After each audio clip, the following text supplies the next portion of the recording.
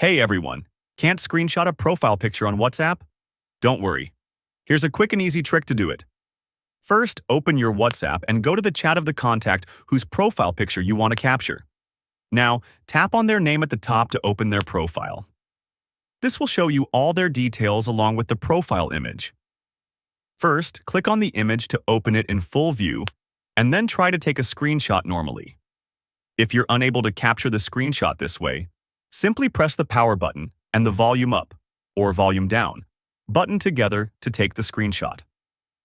Once the screenshot is captured, open it, tap on the edit icon and crop the image so only the profile picture remains.